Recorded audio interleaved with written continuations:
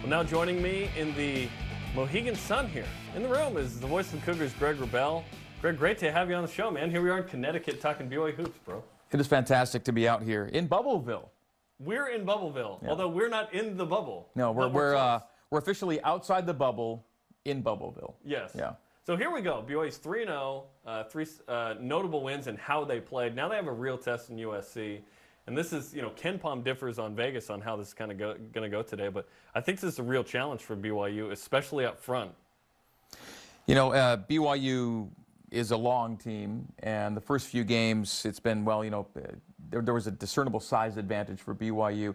Yes, Utah Valley gave you Fardaws Amac, but that's one guy. And USC is able to throw a ton of long guys at you. They start 6'11", 7 foot with the Mobley brothers, and you can just start and finish right there.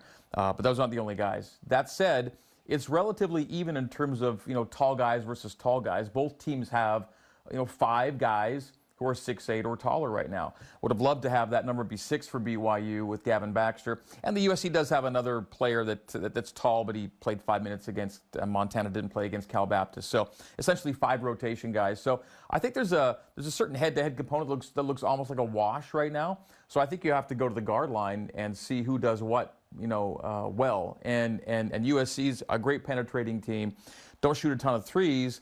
BYU relies less on penetration, more about spacing and threes. And so let's look there and see that BYU has double-digit threes in every game this year. They had the 118-3 game, but even that said, they still had 21 in the other 2. So they're averaging 13 threes a game. USC's averaging 5.5 threes a game. Now, it's only 2 games for USC, but you see a potential difference there. So if BYU can stay relatively even up front, and neutralize some of USC's pretty substantial advantage right now on the glass, maybe three-point shooting becomes a difference in this game. I also look at the red letter or the red flag numbers for the Mobley brothers at the free throw line. Yes, BYU's had its struggles at the free throw stripe early this year. And yes, the bigs haven't shot it really well, but the Mobley brothers are the starting 4 and 5 and kind of superstar type people, and they're shooting in the 30s and 40s from the free throw line right now. And as I was talking with Coach Pope about that in our pregame interview, he said, yes, but, and the but is this: they rebound those missed free throws and create more points out of the ensuing possession than they get out of the free throws themselves. So missing isn't all bad for USC right now because of how long they are and how good they are on the glass. So that's a fascinating thing too is, those numbers that the Mobleys are shooting may not be a killer for USC. At least it hasn't been the way they've been rebounding it. Another interesting facet of this whole thing, I mentioned the threes, and that could be an advantage for BYU. Well, Cal Baptist made 20 threes and lost. And lost. How do you make 23s and be on the losing end? I think it happened only 3 times all of last year. It happened twice on opening night this year. Yeah, that teams made 23s and didn't win the game. And didn't win. Gee. Yeah. Wow. Okay, so, obviously BYU is a team that can light it up, and we saw that in the first game. And it wasn't like 3 dudes made all the threes. It was a BYU record 10 guys make a 3. And that's a question I have, is the rotation. Mark Pope explored different rotations a lot. I wonder if he keeps it a lot tighter tonight in a bigger game where, like we talked about, hey, this is a resume-building opportunity tonight. Maybe, but that said, I mean, Jesse Wade can be a spark guy. Spencer Johnson can be a spark guy. Wyatt Lowell's still getting it. He's not shooting a great number right now, but that'll come as he feels better. It's almost like, well, every guy you're talking, they can all contribute. And we don't know quite yet what works and what doesn't. Yeah, so I still think he's dealing with a really, an abundance of riches right now, depending on situations. And I think it's time for Matt Harms to start a game. They gave him 10 minutes plus. They gave him 12 and a half against Utah Valley, and now he should settle into that starting role. And I think what you're going to see from BYU is a starting group that stays together for a while at this point.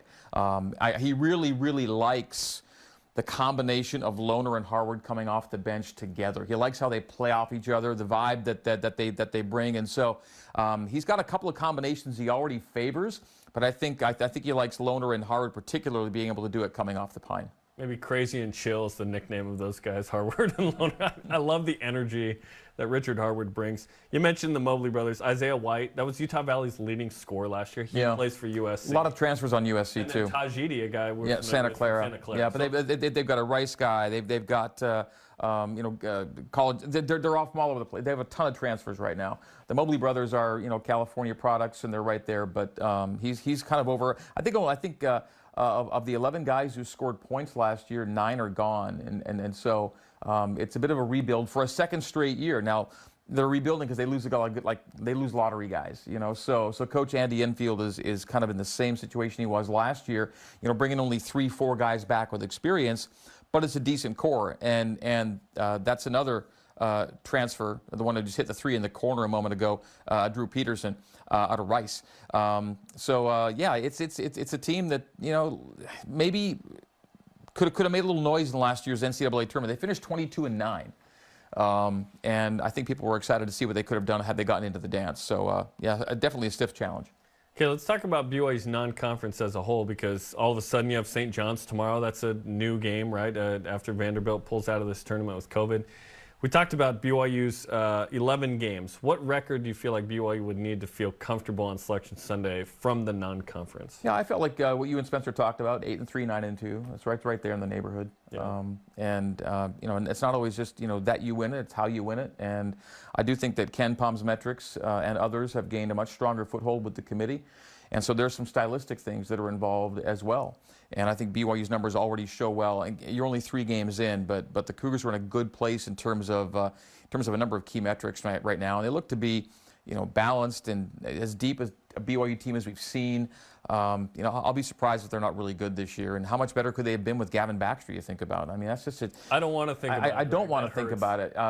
You know, again, it wasn't just a piece. It was a starter. Yeah. It was a long, jumpy, hyper-athletic starter. And you know, where would you have been at that point? Think about all the different ways you could have combined Harms and Baxter and Colby and Lowell and Lower. Greg, I said I didn't want to talk about it. I mean, it's a great problem to have, but it would have been a problem that I would have loved BYU to explore for more than just 2 games. So you feel terrible for Gavin. And you know, as Coach Pope noted, it's time to start over again for him. He's done this before. Yep. And I think he'll have a long career in terms of duration, unfortunately due to injury as well.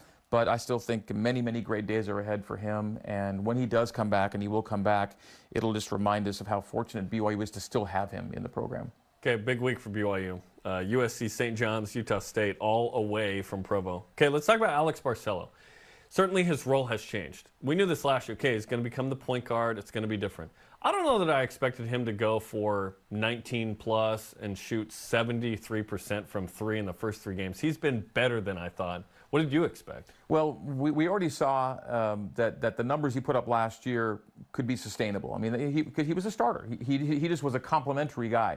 There was a big 3, if you will, and he was the next guy. And he never really had to be, you know, the full load on the shoulders kind of player. But I really believed he was capable of it. And with the numbers translating, then it was only going to be a matter of volume. And if the volume is increased, then the productivity will increase, because I think we saw a talented shooter that's going to stay a talented shooter. And so while the numbers right now are high because of, you know, earliness of the season, sample size being a little small. Look at the rebounds, by the way. And yeah, and he's doubled his boards right now, and I think he views himself as a true complete player. And Coach Pope is clearly comfortable having him be the leader out there. And I guess I'm not, you know, stunned that he scored the way he has, because I really felt it was purely going to be a matter of volume, and we knew he'd get more shots. He clearly was going to get more shots.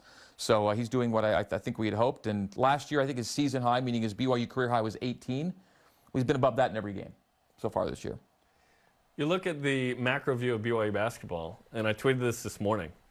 Wait a minute. BYU has transfers from Arizona, Purdue, Oklahoma State, Gonzaga, and if you count signed and then transfer, Cal and Utah.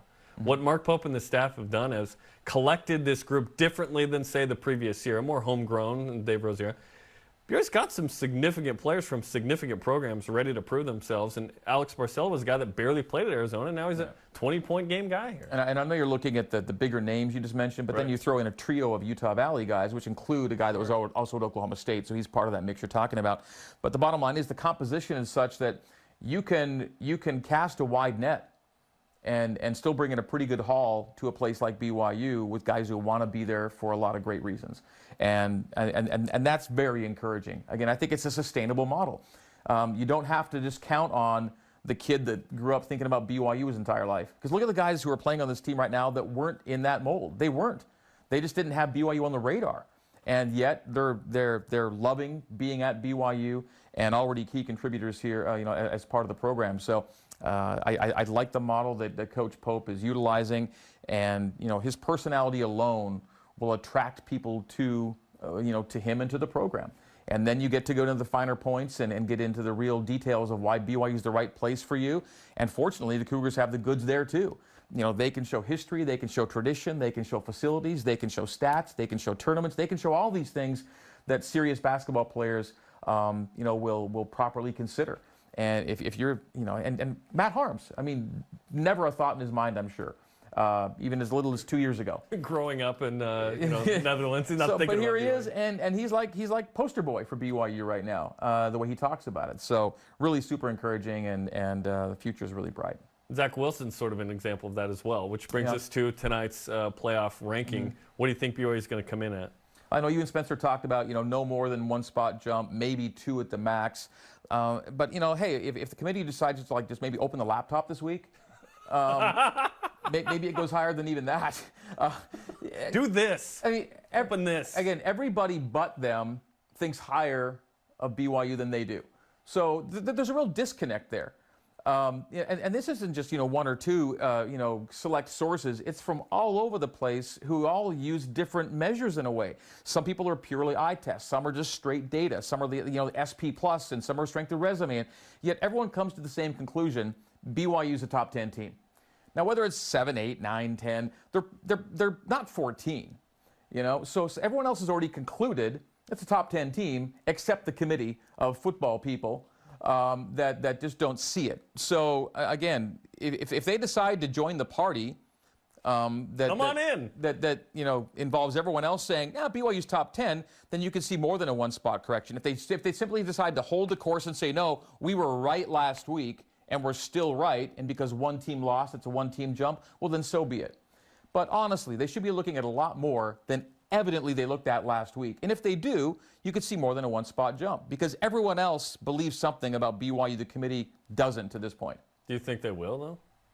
We'll find out. I hope they do. I mean, I think they're going to be pretty stubborn. It would show and not just a humility, but an acknowledgement of what everyone else is seeing as viable data.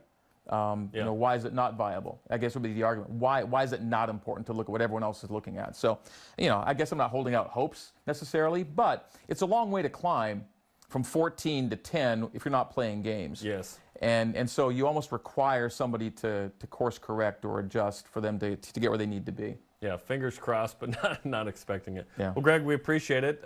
Pre-game's coming up here in... I got to get down there. I got to find my way to get it. Find a way to get in the arena. Yeah, we're 2 hours away from the game. You're going to wander downstairs and call the game. So we look forward to it on BYU Radio. Yeah, and I'll see you in a bit.